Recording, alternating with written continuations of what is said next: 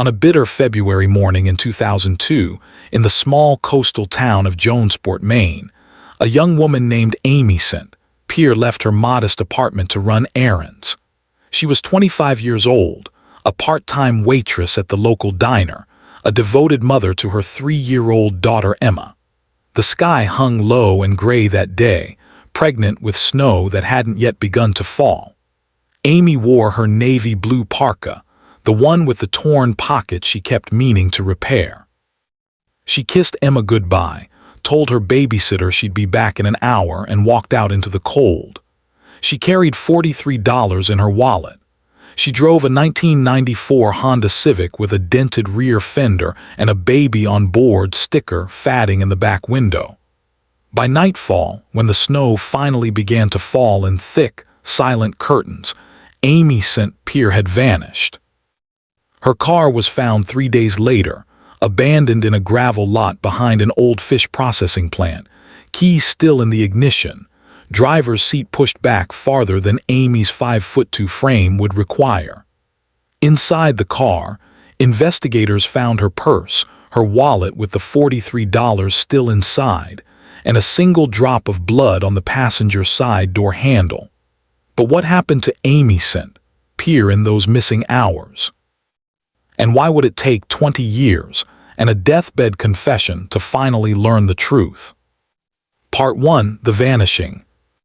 Jonesport sits at the edge of the world, or at least it feels that way.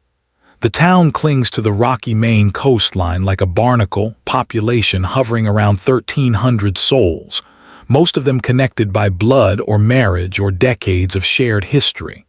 In winter, the place takes on a quality of suspension, as if time itself moves differently there. The lobster boats sit idle in the harbor, their bright buoys stacked on the docks. The wind comes off the Atlantic with a bite that finds every gap in every coat, every crack in every window frame. The locals know to keep their heads down, to move quickly from car to building, to save their words for indoors where breath doesn't freeze into visible clouds. In February 2002, the town was particularly quiet. The tourist season was months away. The canneries ran skeleton crews. The elementary school parking lot held the same 12 cars every morning, the teachers who'd been there so long they'd taught the parents of their current students. This was a place where everyone knew everyone, where secrets were currency and gossip spread faster than nor'easters. Amy Pierre had moved to Jonesport 3 years earlier, which made her relatively new, relatively unknown. She'd come from Portland with Emma as an infant, running from what locals whispered was a bad situation with Emma's father. She rented a second-floor apartment above the hardware store on Main Street, 4 rooms with slanted ceilings and radiators that clanked through the night. The apartment had thin walls. Mrs. Duchesney, who lived below, could hear footsteps, could hear the television, could hear Amy singing to Emma at bedtime, soft lullabies that drifted down through the floorboards. Those who knew Amy said she was quiet, kept to herself mostly. She worked the breakfast and lunch shifts at Martha's Diner, pouring coffee, remembering who took cream and who took it black, smiling that automatic service industry smile that never quite reached her eyes. She was reliable, punctual, the kind of employee who didn't call in sick, who picked up extra shifts without complaint. Her tips were modest but steady. She saved them in a coffee can under her bed, planning for Emma's future, planning for the day they might move somewhere bigger, somewhere with more opportunity. Emma was a bright child, all curls and curiosity. She attended the Little Learners daycare 3 days a week, where she drew pictures of cats and houses and her mother's face, always with an exaggerated smile. On days when Amy didn't work, they walked down to the harbor together, Emma's small hand swallowed in her mother's grip, watching the boats, feeding crackers to the seagulls that wheeled overhead screaming their hunger. Amy had one close friend in town, Nicole Brennan, who worked the evening shift at the diner. Nicole was 32, divorced, raising 2 boys on her own.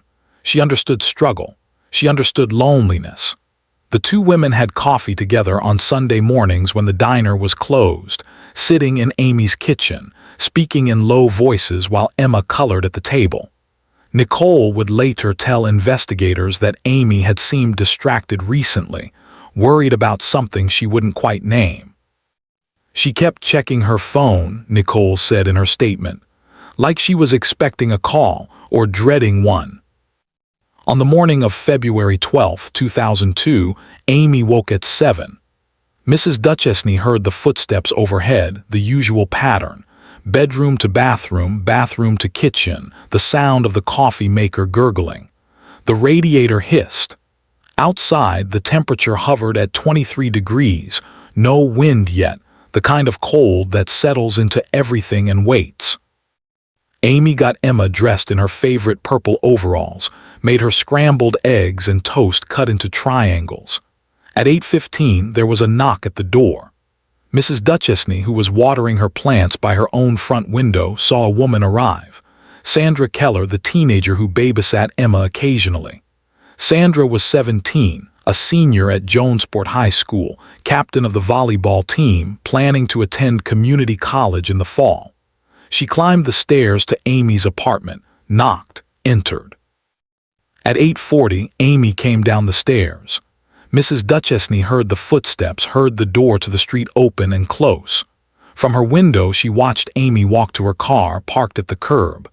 Amy wore her navy parka, jeans, white sneakers. She carried her purse, a worn leather bag she'd bought at a yard sale. She got into the Honda Civic, sat there for a moment, then started the engine. The exhaust puffed white in the cold air. At 8:43, according to Mrs. Duchesne, who checked her kitchen clock because she was timing a casserole, Amy pulled away from the curb and drove west on Main Street. That was the last confirmed sighting. Amy had told Sandra she was going to the bank, then to the grocery store, then to the post office. She'd be back by 10:30, 11 at the latest. Sandra settled onto the couch with Emma, who wanted to watch her Barney tape for the 100th time. The apartment was warm. The morning passed slowly. At 11 o'clock, Sandra glanced at the door. At 11:30, she checked her watch. At noon, she called Amy's cell phone. It rang 4 times, then went to voicemail. By 1 p.m., Sandra was packing. By 2 p.m., she'd called Nicole Brennan, who said she hadn't heard from Amy all day. By 3 p.m., Nicole had driven over to the apartment, had taken Emma home with her, had called the Washington County Sheriff's Office to report Amy missing. The deputy who took the call asked the standard questions. How long had she been gone? Had there been any arguments?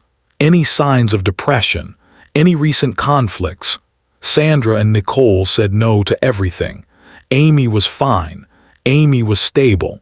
Amy was just gone. The search began that evening. Deputies drove the roads between Jonesport and Macias, checking ditches, checking pull-offs, shining flashlights into the darkness. The snow began around 6 p.m., light at first, then heavier, accumulating fast. By midnight, 3 inches had fallen. By morning, 7. The Honda Civic could have been anywhere, covered in white, invisible. For 2 days, the search intensified. Volunteers formed lines, walked through the woods behind the town, calling Amy's name into the silence. The harbor patrol checked the shoreline, worried she might have driven into the water, though there were no broken guardrails, no tire tracks leading toward the edge. The local news ran her picture, Amy smiling, awkward, a photo from her driver's license. The caption read, "Missing, Amy St. Pierre, 25, last seen Tuesday morning." On February 15th, 3 days after Amy disappeared, a fisherman named Donald Creech was driving past the old Jonesport Fisheries building, a defunct processing plant that had closed in 1997. The building sat at the end of a gravel access road, surrounded by scrub pine and brambles, a place nobody went anymore except kids looking for a place to drink or smoke where parents wouldn't find them. Donald noticed something. A flash of color that didn't belong. He turned down the access road. his truck bumping over frozen ruts. There, in the gravel lot behind the building, sat Amy's Honda Civic. He called 911 at 10:47 a.m. Deputies arrived within minutes. They approached the vehicle carefully, hands near their holsters, though they didn't know what they'd find. The car was unlocked. The keys hung in the ignition, turned to the off position. The driver's seat was pushed back, nearly touching the rear seat, too far for someone of Amy's height to reach the pedals comfortably. Her purse sat on the passenger seat, unzipped. Her wallet was inside, cash intact. Her cell phone was wedged between the seat and the center console, battery dead. Deputy Marshal Jim Fortin, who'd been with the sheriff's office for 19 years, crouched beside the passenger door. He saw it then, the blood. A single drop, dried dark brown, on the chrome door handle on the inside. He called for the evidence team. The car was towed to the county garage. Forensic technicians went through it with luminol, with UV lights, with swabs and cameras. They found nothing else. No other blood, no signs of struggle, no fingerprints that didn't belong to Amy or Emma. The car's odometer read 87,432 miles. According to Amy's last oil change receipt, found in the glove box, the odometer had read 87,401 miles on January 18th. 31 miles in 3.5 weeks. Jonesport was small. Most places Amy might go were within 5 miles. The drop of blood was tested, type O positive, Amy's blood type. But where was Amy? Part 2, the investigation. The search expanded. The Washington County Sheriff's Office called in the Maine State Police. On February 16th, Major Crimes Unit detectives arrived in Jonesport, setting up a command center in the town hall's meeting room. Maps went up on the walls, marked with grids, with roads, with search zones. Volunteers signed in every morning, dozens of them, friends and strangers, people who'd never met Amy but felt compelled to help. The dogs came on the third day. 2 German shepherds from the state police K-9 unit, trained in cadaver detection. Handlers walked them through the woods surrounding the processing plant, through the nearby neighborhoods along the shoreline. The dogs alerted twice, once near a dumpster behind a Chinese restaurant on Main Street and once in the woods 300 yards from where the car was found. Both times investigators dug. Both times they found nothing human, old animal carcasses. Decades of forest decay. The community responded with the intensity small towns reserve for their own tragedies. Churches held vigils. The elementary school planted a tree in Amy's honor, though she wasn't dead, not officially, just gone. Martha's Diner put her picture in the window, along with the sheriff's tip line number. Nicole Brennan organized a fundraiser, collecting money for Emma's care, for Amy's eventual return. But among the investigators, doubts began to surface. Detective Sergeant Linda Vachon, 38 years old, 14 years with the state police, had seen enough missing persons cases to recognize patterns.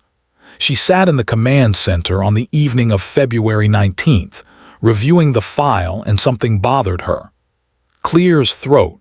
She called Deputy Marshal Fortin over, pointed at the map. "Walk me through her morning," Vachon said. Fortin reviewed his notes. She left her apartment at 8:43, said she was going to the bank, then the grocery store, then the post office. Which bank? She didn't specify to the babysitter, but she only had one account at First National on Main Street. That's 4 blocks from her apartment, walking distance. Yeah. And the grocery store? Probably Hannaford's over in Macia's. That's where most folks go. Jonesport doesn't have much. How far is Macia's? 12 miles. Vachon did the math.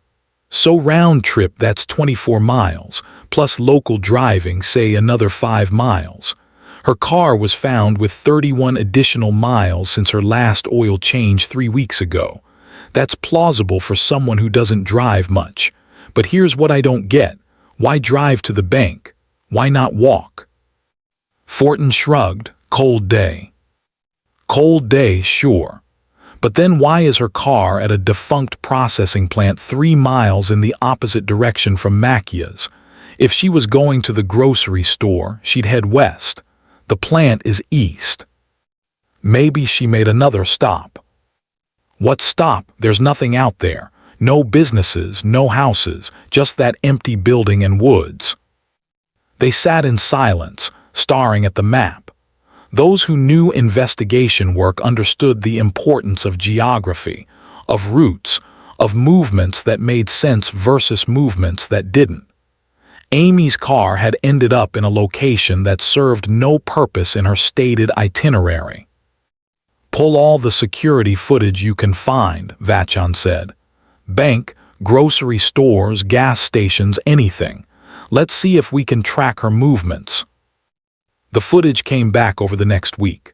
First National Bank security camera showed Amy entering at 9:07 a.m. on February 12th. She stood in line, approached the teller, conducted a transaction, left at 9:12. The teller, a woman named Patricia Moss, remembered her. She withdrew $60, Patricia told detectives.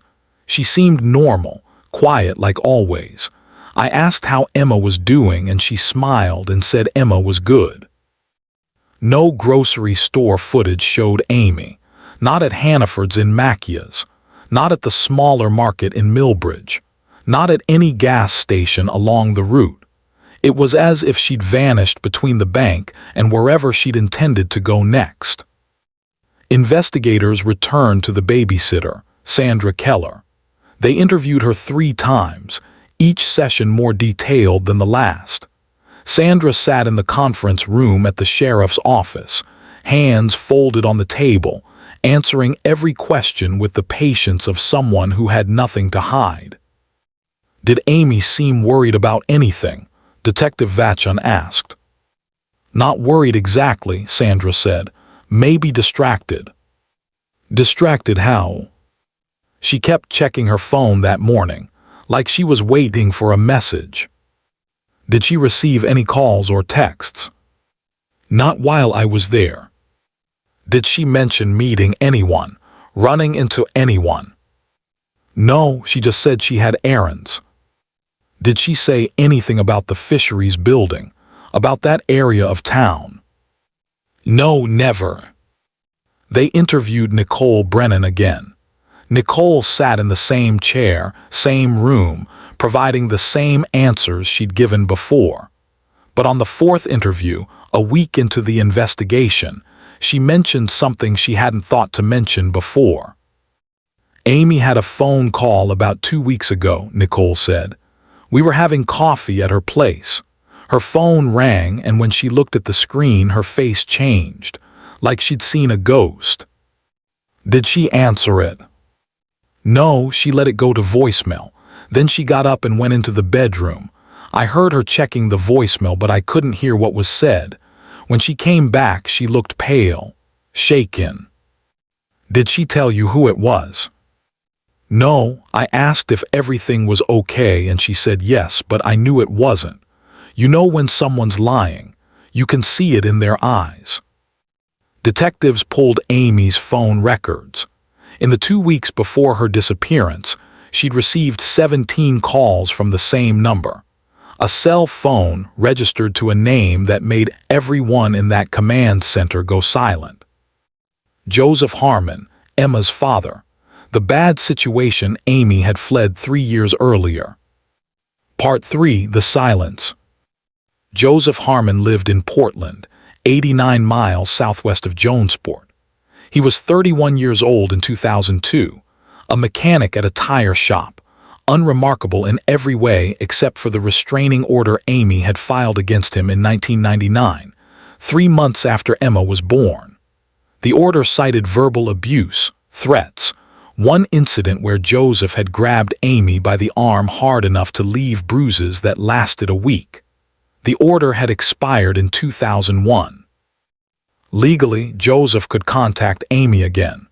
Legally, he could call her 17 times in 2 weeks. Detectives drove to Portland on February 23rd, 11 days after Amy disappeared. They arrived at Joseph's apartment at 6:30 in the morning, knocked on the door, waited. Joseph answered in sweatpants and a t-shirt, eyes bleary, confused. He let them in without hesitation. The apartment was small, cluttered but not dirty, dishes in the sink, laundry piled on a chair, a mattress on the floor in the bedroom. Joseph offered them coffee, which they declined. They sat at his kitchen table, Detective Vachon and Detective Carl Morrison, notebooks open, recording device visible on the table between them. "Do you know why we're here?" Vachon asked. "I saw the news," Joseph said. "Amy's missing." "When was the last time you spoke with her?" "I don't know, maybe a month ago." "Your phone records show you called her 17 times in the 2 weeks before she disappeared." Joseph's face didn't change. "Yeah, I was trying to talk to her about Emma, about seeing Emma. I have rights." "The restraining order expired." "Exactly, so I wanted to establish visitation. Amy wouldn't answer. She kept ignoring me." "Did that make you angry?" "Frustrated, sure, but I wasn't angry. I just wanted to see my daughter." "Where were you on the morning of February 12th? "At work. I was at the shop by 7 a.m. I work 7 to 4, Monday through Friday." "Can anyone verify that?" "My boss, my coworkers. I didn't leave all day. We were slammed that week. Winter tires, everyone coming in at once." They checked his alibi. His boss confirmed Joseph had been at work. Coworkers confirmed it.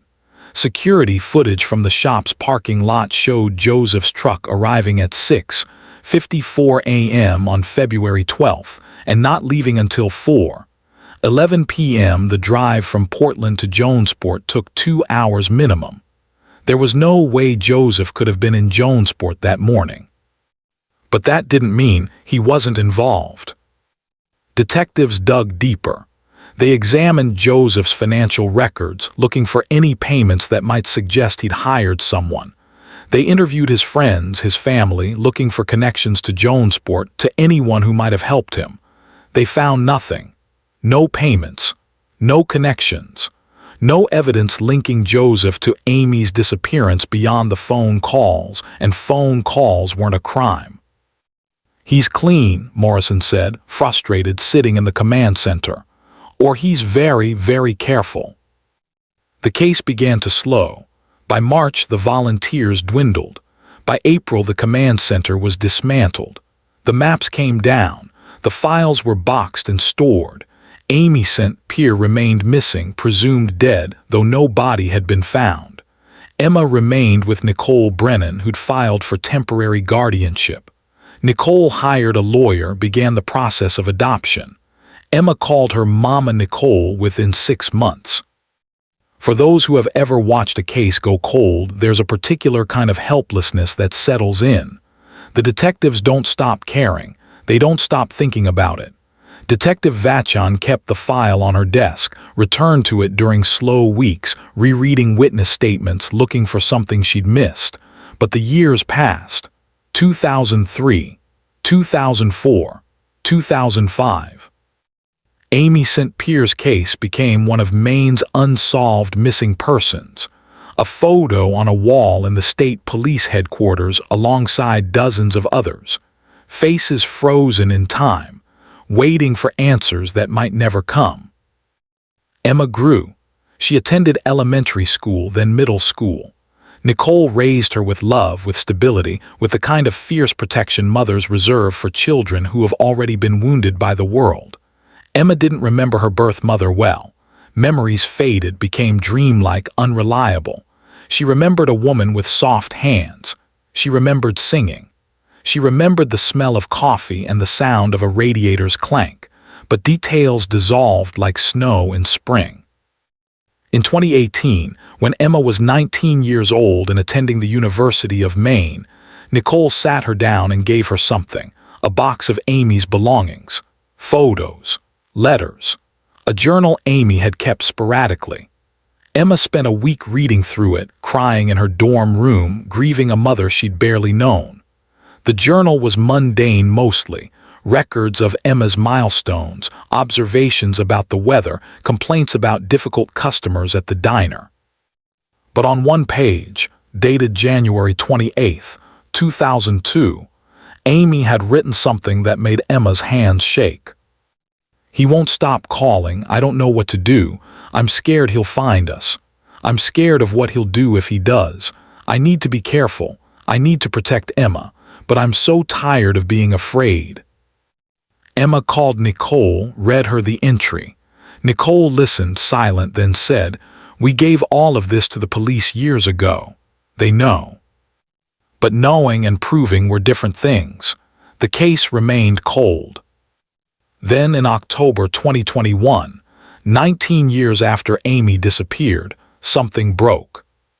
Part 4, The Revelation. Donald Harmon was 76 years old and dying of lung cancer when he asked to speak with a priest. He was Joseph Harmon's father, a retired construction foreman who lived in Portland his entire life, raised Joseph alone after Joseph's mother died in 1983. Donald had been a hard man, a drinker, the kind of father whose love came wrapped in rough edges and impossible expectations. He and Joseph had been estranged for years, a rift neither man had bothered to repair. Donald's cancer was stage 4, metastasized to his liver and bones. Doctors gave him weeks. He lay in a hospice bed at Maine Medical Center, morphine dripping through an IV, waiting for an end that came slowly, painfully. The priest arrived on October 14th, Father Michael Doherty from St. Dominic's, expecting to hear a standard deathbed confession, the usual litany of regrets and minor sins.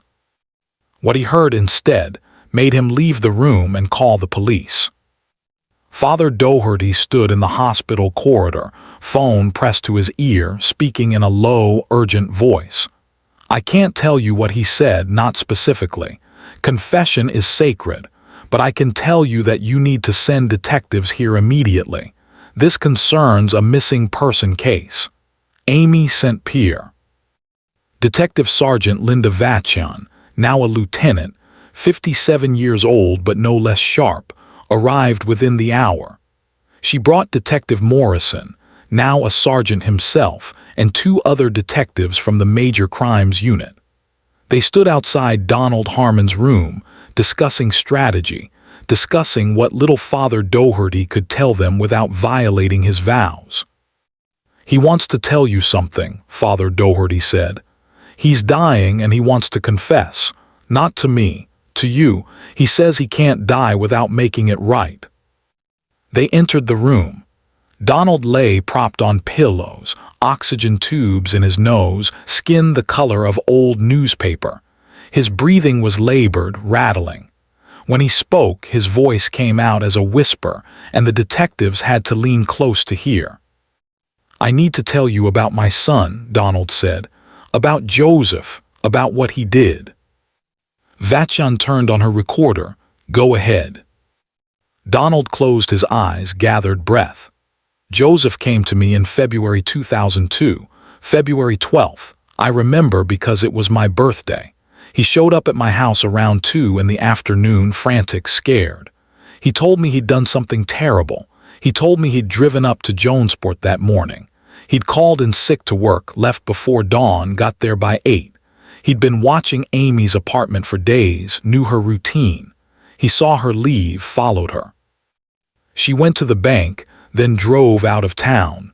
He said he didn't plan to hurt her.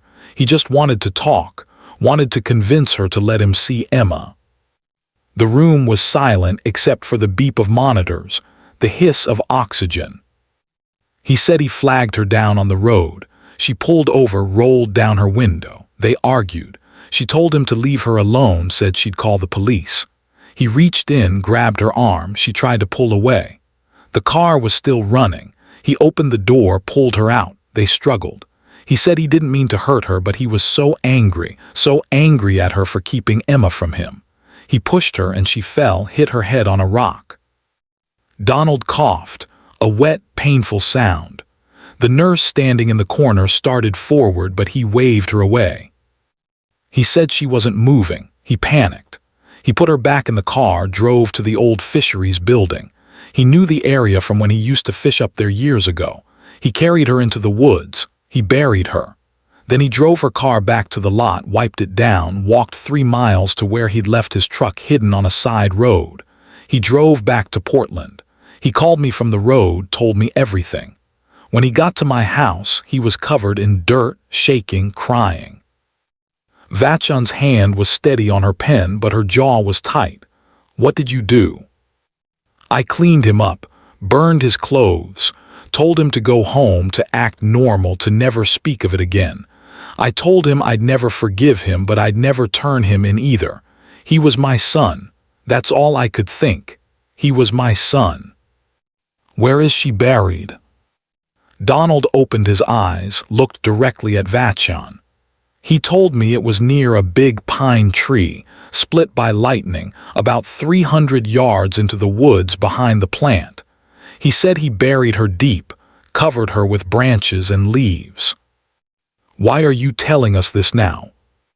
"Because I'm dying," Donald whispered, "and I can't meet God with this on my soul. I should have turned him in 19 years ago. I should have let justice happen, but I was a coward. I protected my son instead of doing what was right. Amy St. Pierre deserves better. Her daughter deserves better." Donald Harmon died 2 days later, on October 16, 2021. On October 17th, a team of forensic anthropologists and state police investigators returned to the woods behind the Jonesport Fisheries building. They brought ground-penetrating radar, cadaver dogs, and excavation equipment. The search focused on the area Donald had described, 300 yards in, near a lightning-struck pine. They found the tree within minutes. It stood alone, massive, split down the middle by some storm years ago, held together by its own bark like a wound that had never healed. The dogs alerted immediately. The radar showed a disturbance in the soil, 4 feet down. The excavation took 6 hours. The team worked carefully, documenting every layer, every shovel of earth. At 4:37 p.m. they found her. Amy St. Pierre's remains were wrapped in a tarp, buried in a shallow grave exactly where Donald Harmon said they'd be. She was identified through dental records within a week. The medical examiner determined the cause of death: blunt force trauma to the back of the skull, consistent with a fall against a hard surface.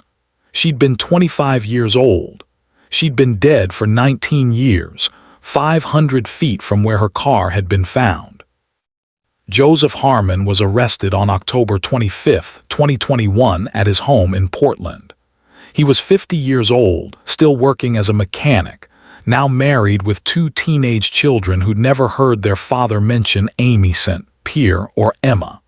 When detectives knocked on his door with a warrant, Joseph didn't resist. He didn't ask what it was about. He just nodded, as if he'd been expecting this day for 2 decades. In the interrogation room at the state police barracks, Joseph waived his right to an attorney. He confessed within 30 minutes, his statement matching his father's almost word for word. "I didn't mean to kill her," he said, voice flat, empty. "I just wanted to see Emma. I just wanted my rights. But Amy wouldn't listen. She never listened." The trial began in August 2022. Joseph Harmon pleaded not guilty to murder, his new attorney arguing manslaughter, arguing heat of passion, arguing that Joseph had never intended to cause Amy's death. The prosecution, led by Assistant Attorney General Sarah Thibodeau, argued premeditation. Joseph had called in sick to work, a deliberate lie. He'd driven 2 hours, a deliberate journey. He'd brought a tarp, a shovel, tools to bury a body. This wasn't passion. This was murder. Emma testified. She was 23 years old, a college graduate. her mother's eyes looking out from a stranger's face. She stood in the witness box and told the jury what it was like to grow up without knowing what happened to her mother, to live with questions that had no answers, to build a life on foundations that felt like sand. "I don't remember him," Emma said, looking at Joseph across the courtroom. "I don't remember my biological father at all, but I remember my mother. I remember her singing to me. I remember feeling safe. And he took that from me. He took her from me. And then he let me grow up thinking she'd just vanished, that maybe she'd chosen to leave. He let me believe that for 19 years. The jury deliberated for 4 days. On September 8, 2022, they returned a verdict, guilty of murder in the first degree. Joseph Harmon showed no reaction. He sat still, staring straight ahead, as the judge sentenced him to life in prison without the possibility of parole. Outside the courthouse, Nicole Brennan stood with Emma holding her hand, facing a cluster of news cameras. "Today doesn't bring Amy back," Nicole said, "but it brings answers, it brings justice. Amy was a good person, a good mother. She deserved to watch her daughter grow up. She deserved a life. Joseph Harmon took that from her. Now he'll spend the rest of his life answering for it." The media coverage was extensive. Local news ran stories for weeks. National outlets picked it up. Cold case solved after deathbed confession. Father's guilt leads to son's conviction. But behind the headlines, there were quieter moments. Emma visited the grave site after the trial, stood in the woods where her mother had lain for nearly 20 years. Someone had placed flowers there, a small memorial that kept growing as people from the community added their own tributes. Those who knew the case, who'd worked it, who'd never forgotten Amy St. Pierre's face on that missing person poster, felt something like closure, though closure is never quite complete. Detective Lieutenant Linda Vachon retired in 2023, her last case finally resolved. She kept one photo on her desk, Amy and Emma, taken on Emma's second birthday, both of them smiling at the camera, unaware that within a year their world would shatter. Closing. Justice for Amy St. Pierre came 20 years too late, but it came. Her remains were buried in Jonesport's evergreen cemetery, overlooking the harbor she used to walk with Emma, overlooking the town that never stopped looking for her. Her headstone is simple. Amy St. Pierre, 1977-2002, beloved mother. But beside it, Emma placed a second marker, a small stone engraved with words that speak to anyone who's ever waited for answers, who's ever refused to let a case fade into silence. She is remembered. She is found. She is home. If this story mattered to you, subscribe and hit the bell. Share the episode. Someone somewhere may still be waiting to be heard.